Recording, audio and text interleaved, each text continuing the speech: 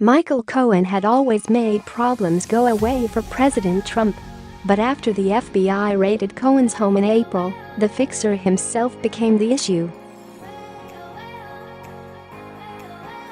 Cohen, who had been in a joint defense agreement with Trump, was squarely in investigators' crosshairs, with conflicting incentives for whether to keep secret what he knew about potential wrongdoing by the president. Cooperating with prosecutors might win their mercy, but doing so would not let Cohen avoid prison entirely. Sticking with the president might draw prosecutors' wrath, but Trump could reward him with a pardon. House and Senate investigators are keenly interested in discussions that took place in those tense months surrounding the raid. Cohen has privately claimed that a pardon was dangled to him by Trump's representatives, people familiar with the matter say, though he has been unspecific about the timing or substance of the talks. Two others familiar with the events said it was Stephen Ryan, Cohen's lawyer at the time, who raised the issue of a pardon. Within weeks of the raid, Ryan and Rudolph W. Giuliani, one of Trump's personal lawyers, discussed the subject, people familiar with the matter said. The people spoke on the condition of anonymity to discuss a matter still being investigated. The Wall Street Journal first reported a conversation involving Giuliani. Ryan did not respond to requests for comment. Giuliani declined to say whether he had a conversation with Ryan or anyone else about a pardon for Cohen, but he said that throughout the investigations of Trump's campaign, the president has not considered pardons for Cohen or any former associate. I can't confirm or deny whether I had a conversation with any of the attorneys because it's attorney-client privilege, but what I can say is that I've said the same thing to everyone, privately and publicly, which is that the president is not considering pardons at this time, Giuliani said. Giuliani added, the president, as he has said, will not consider pardons during this time. It's not on his mind. He's not thinking about it. That doesn't mean he doesn't have the legal authority to do it.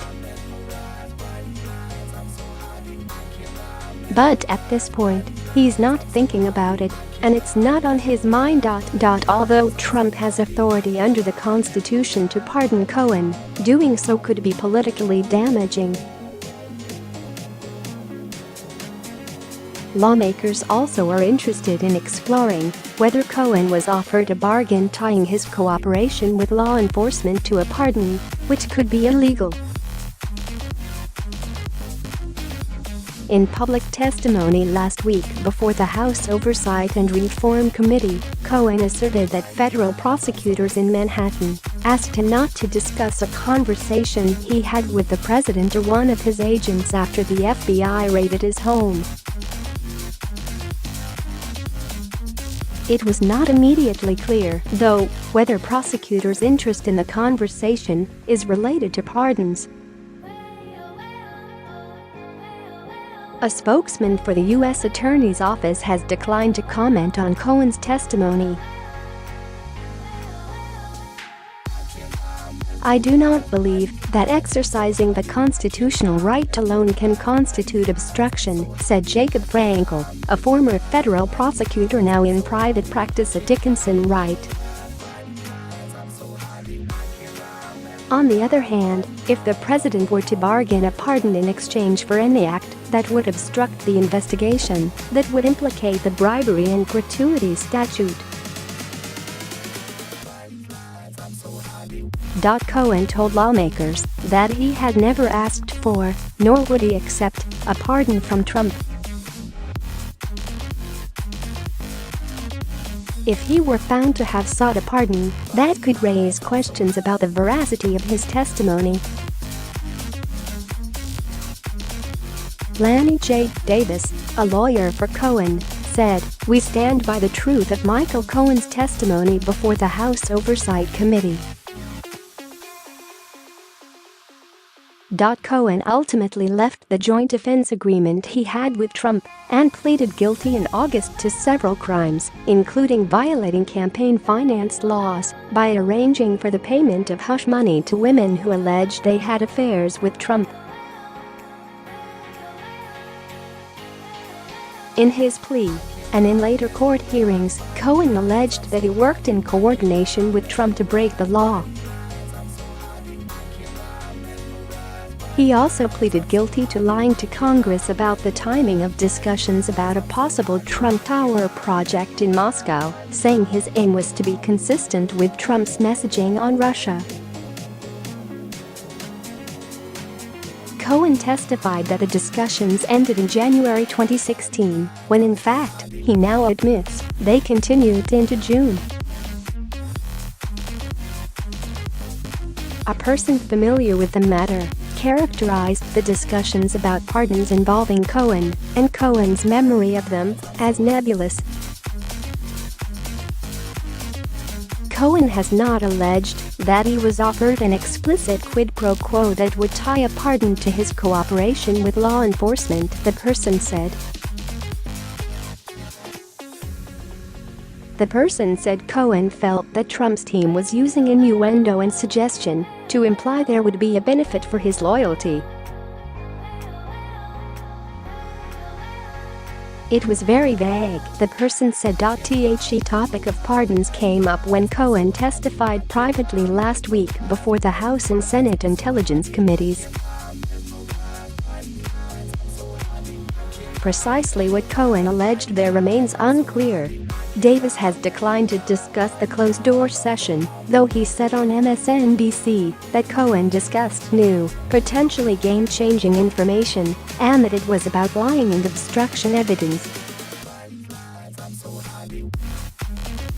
Cohen is scheduled to continue his closed-door testimony before the House Intelligence Committee on Wednesday.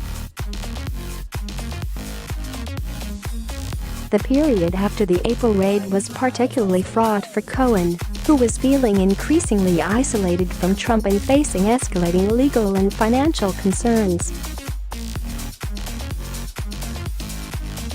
In June, a dispute erupted over his legal debts, which were being paid in part by the Trump Organization, people familiar with the matter said.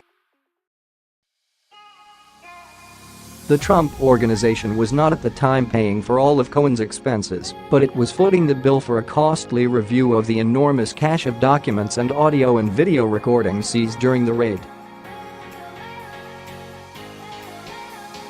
The argument over legal bills burst into public when it was reported that Cohen would be parting from the Trump Organization's legal team, including Ryan, that had been representing him.